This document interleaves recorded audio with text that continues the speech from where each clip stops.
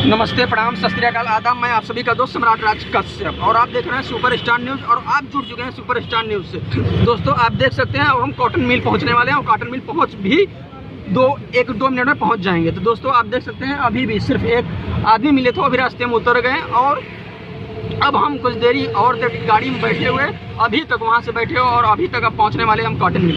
तो दोस्तों, आइए फिर हम इनसे दोबारा बातें करते हैं और पूछना चाहते हैं कि जो इनके द्वारा, सरकार के द्वारा, जो गवर्नमेंट के द्वारा फैसिलिटी दी जा रही है, जो सरकार के द्वारा सुविधाएं दी जा रही हैं, तो क्या नीचे तक पहुँच रहा है, क्या ज़मीनी स्तर पर, क्या ज़मीनी हकीकत है, ज़मीनी स्तर तक वो पहुँच रहा है या नहीं पहुँच रहा है। तो भैया हमारे साथ जुड़े हुए हैं, तो हम इनसे पूछना चाहते हैं कि भैया जी, जो आपको आवास योजना चल रही है, आवास योजना चल रही, तो क्या अभी तक आपको आवास मिला या अभी तक आवास नहीं मिला आपको? अभी तक मेरे गांव में कुछ लोगों को मिला है, कुछ लोगों के अभी तक हम लोगों को नहीं मिला है। आपका कौन सा गांव है? गांव मेरा है इधर। गांव का नाम क्या है? भरौहा नीबी नैनी। अच्छा, नीबी नैनी। हाँ, भरौहा भैया का गांव है और इनके प्रधान, जो प्रधान है इनका गांव का, अभी तक इनको आवास योजना जो सरकार के द्वारा दिया गया था अभी तक नहीं मिला। तो आप बताइए कि वो जो आवास योजना है, आप प्रधान से मिले या फिर नहीं मिले और अभी तक आपको आवास क्यों नहीं मिला? प्रधान जी से हम बोले थे कि प्रधान जी और मेरे पिताजी भी गए कि देखिए मेरा देखो, मैं झोपड़पट्टी गरीब घर का लड़का हूँ और मेरे गाँव में भी कुछ कई लोगों को कॉलोनी नहीं मिली, कोई लाभ नहीं मिला और प्रधान से भी कई बार कहा गया तो प्रधान भी निगाह नहीं दिए। प्रधान निगाह नहीं दिए। जो घुस दे रहा है उनका काम कर रहे हैं, उनकी सुनाई कर रही है। गरीब आदमी को ना तो कोई निरीक्षण करने जा रहा है, ना तो कोई देखने जा रहा है क्या विकास हो रहा है, क्या नहीं हो रहा है, कौन पा रहा है, कौन नहीं पा रहा है, कैसे जी रहे हैं हम लोग, कोई इंक्वायरी नहीं। अभी जाके देखो, हम लोग झोपड़पट्टी में हैं, झोपड़पट्टी मेरे परिवार जाओ के देखो, मेरा परिवार। सोचिए दोस्तों, मतलब सर, इस सरकार को, मतलब कि देखिए, जो गवर्नमेंट, जो केंद्र सरकार है, अभी तक 10 साल उनके बीतने वाले हैं। 10 साल मतलब अभी होने वाले हैं, अभी जो मतलब 7-8 साल हो चुके हैं और ये जो आपका उत्तर प्रदेश सरकार का है, अब इनका 5 साल कार्यकाल होने वाला है। तो अभी तक इनका मतलब 5 साल हो चुके हैं, 5 साल के बीतने वाले हैं, लेकिन अभी तक इनका आवास इनको आवंटन नहीं हो चुका है। तो सोचिए किस तरह से ज़मीनी हकीकत क्या है, क्या चीज़ें हमें बताई जाती और क्या चीज़ें हो रही। तो आप बताइए कि जो गैस सिलेंडर है, जो आवाज चला था, तो वो सुविधाएँ आपको मिली हैं या फिर नहीं मिली है? गैस सिलेंडर हमको मिली है, मेरे पिताजी को भी नहीं मिली है। अच्छा। और प्लस घुस दिए 500, 600, 700 ऐसे लेते हैं, लेके घुस लेके अभी किसी तरीके का खरीद लिए। अच्छा। मजदूरी मेहनत करके अब खरीद लिया। अभी इतना गैस महंगा हो गया है कि हम लोगों का दाल रोटी तेल नून सब्जी कैसे चले, तो गैस कहाँ डलाएं?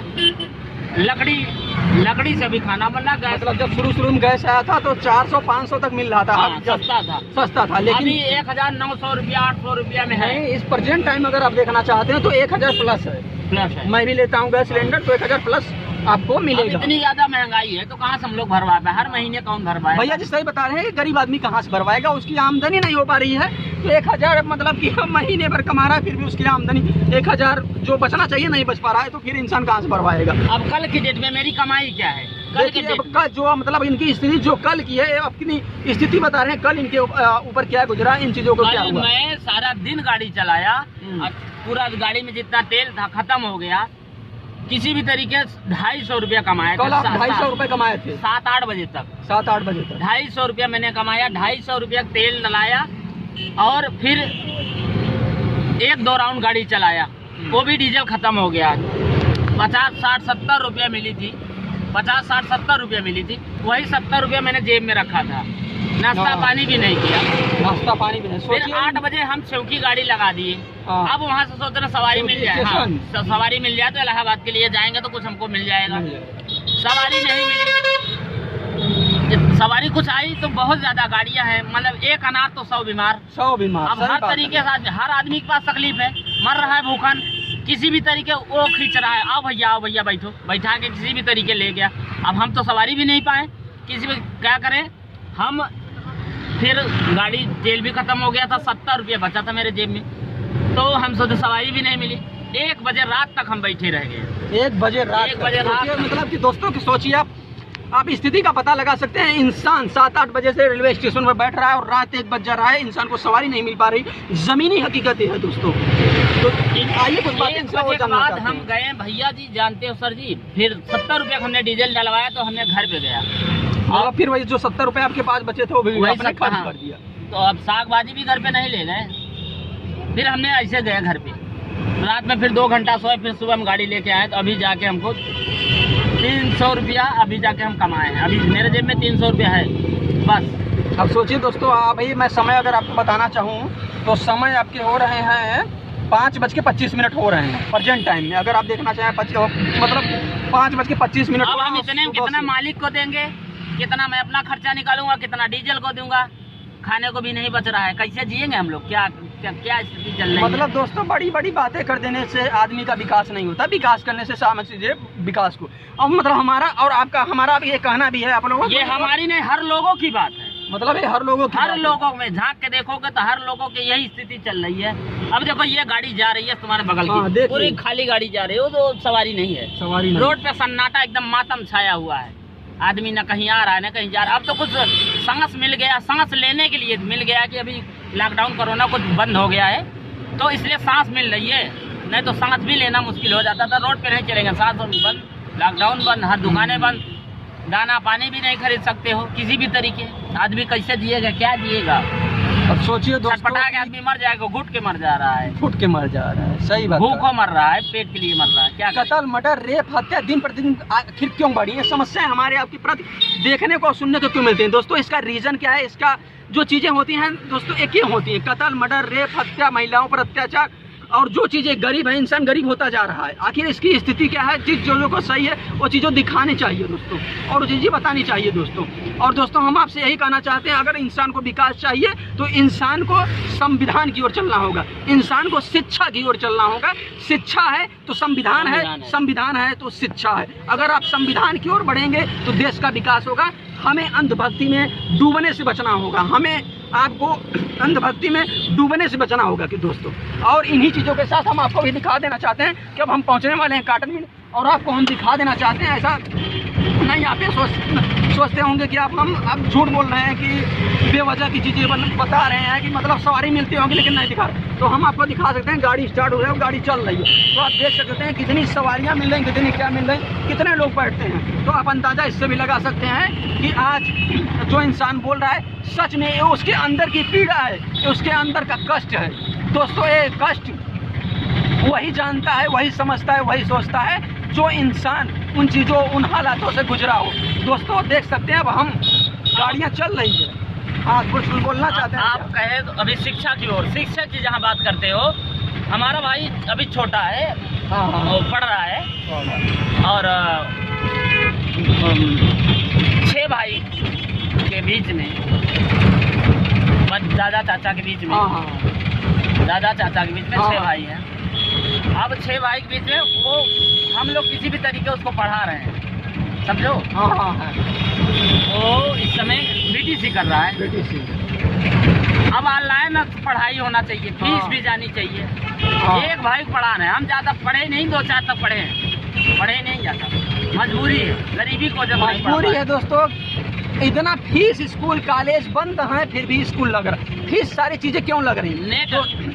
नेट द्वारा पढ़ रहा है आदमी, अब उसमें पैसा डलाने का वही नहीं है, पैसे नहीं है तो डला के पढ़ेगा कैसे? पढ़ेगा कहाँ से? सही कह रहे हैं, ऑनलाइन तो क्लासेस चालू हो गई, छोटे बच्चों की पढ़ाई एकदम नष्ट हो गई है, जो भी आता था वो भी भूल गए हैं। इस तरीके की बात है, पढ़ाई के मामले में बहुत ज़्यादा स्थिति खराब है, हर बच्चों की दशा यही है। तो आप क्या गवर्नमेंट से कहना चाहते हैं कि शिक्षा पर ध्यान दिया जाए? शिक्षा पे बिल्कुल ध्यान दिया जाए, और शिक्षा पे मतलब हर तरीके से सुविधा दिया जाए, हर बच्चों को पढ़ाई लिखाई बराबर होनी चाहिए। ये सरकार से निवेदन है कि ऐसा कि ये लोग करें। देखिए दोस्तों, कितनी बड़ी बात भैया जी ने बताई है कि दोस्तों अगर हम नहीं पढ़ पाए तो क्या हुआ, लेकिन हमारा आने वाला भविष्य, हमारा आने वाला फ्यूचर, हमारे आने वाला बच्चा अवश्य पढ़े। क्योंकि अगर दोस्तों आने वाला भविष्य, आने वाला फ्यूचर पढ़ेगा तो उसका तो विकास होगा। मान लीजिए हमारा विकास नहीं हुआ तो ये सोच रहे हैं कि हमारा विकास नहीं होगा। अगर हम गाड़ियाँ चला रहे हैं ठीक है, लेकिन हम अपने बच्चों को पढ़ाना चाहते हैं, हम उसे शिक्षा देना चाहते हैं। भैया जी ने बताया कि क्या हुआ, लेकिन महंगाई इतनी ज्यादा है कि हम पढ़ाएंगे कैसे? वही सोच रहे हैं, यही भैया, ये महंगाई इतनी ज्यादा है कि हम बच्चों को किस तरीके। अभी जाके ये छोटा सा बच्चा है, और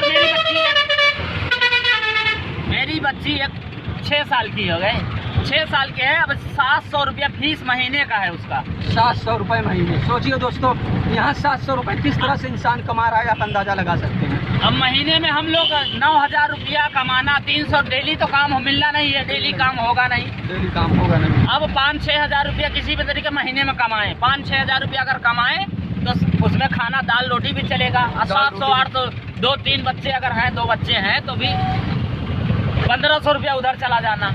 कैसे जी रहे हैं? पढ़ाई कहाँ से करवा पाएंगे? इतनी महंगाई हो गई है, पढ़ाई में इतनी महंगाई हो गई है, पढ़ाई शिक्षा के मामले में पढ़ाई सस्ती है ही नहीं। अच्छा ये बताइए, जो यूपी गवर्नमेंट मतलब, और जहाँ ये बात पढ़ाई शिक्षा की बात, प्राइमरी स्कूल की बात मैं बात कर रहा हूँ, प्राइमरी स्कूल का मैं बात कर रहा हूँ, प्राइमरी स्कूल की बात कर रहा हूँ। प्राइमरी स्कूल में जाके देखो तो बच्चे खिचड़ी खाएंगे, घूमेंगे, उनको फिर अगर घर स्कूल से आ गए तो उनसे पूछो कि बेटा आज का आप पढ़े लिखे हो, तो वो कुछ नहीं बताते। सही तरीके से भी पढ़ाई उस पर नहीं हो रही है। प्राइवेट स्कूल में नाम लिखाते हैं तो फीस ज़्यादा होती है। तो आदमी किस तरीके की शिक्षा दिया जाए, जब महंगाई इतनी ज़्यादा महंगाई होगी, सस्ती आएगी तब जाके हम लोग जी सकेंगे और सरकार निगाह देगी तब। तो दोस्तों ये मैं यही कहना चाहता हूँ, सरकार से भी निवेदन करना चाहता हूँ, सरकार को इन चीज़ों पर ध्यान देना चाहिए, ध्यान केंद्रित करना चाहिए। दोस्तों एक चीज़ मैं और कहना चाहता हूँ कि दोस्तों अगर 2 साल से 1 साल से 1.5 साल से कॉलेज बंद था, स्कूल बंद था, सारी संस्थाएं बंद थी, तो ये स्कूल कॉलेज फीस ज़बरदस्ती वसूली क्यों कर रहे हैं? अगर फीस नहीं दे पा रहे हैं तो उसमें पेनल्टी क्यों ली जा रही है? दोस्तों मैं बता देना चाहता हूं कि ये जो कॉलेज चल रहे हैं, उन्होंने अगर कॉलेज बंद था, अगर फीस समय से जो नहीं दिया, उस पर पेनाल्टी ज़बरदस्ती लगाई गई है और उनसे ज़बरदस्ती फीस वसूली की जा रही है। तो दोस्तों ऐसा कब तक होगा? इस सरकार को इस पर संज्ञान लेना चाहिए, सही जांच करना चाहिए कि आखिर ज़बरदस्ती फीस वसूली क्यों की जा रही है। जो एससीओ की फीस आती थी, अभी 40,000 रुपया फीस आती थी ना, वो क्या कहते हैं वजीफा, अभी इस साल वजीफा भी नहीं आई। हाँ भैया जी सही बात। अगले साल वजीफा आई थी, अब इस बार क्या कह रहे हैं, अमाउंट जो है पता नहीं क्या है, कैसा है, वो लोग बता रहे हैं कि आ ही नहीं रहा है। तो गरीब आदमी किसी भी तरीके से सहयोग द्वारा पढ़ लेता था, अभी वो भी सहयोग मिलना बंद हो गई, वजीफा भी नहीं आ रही है। और फीस स्कूल वाले चरम सीमा पे, नहीं तो ये कर देंगे, वो कर देंगे, आपको कागज नहीं देंगे।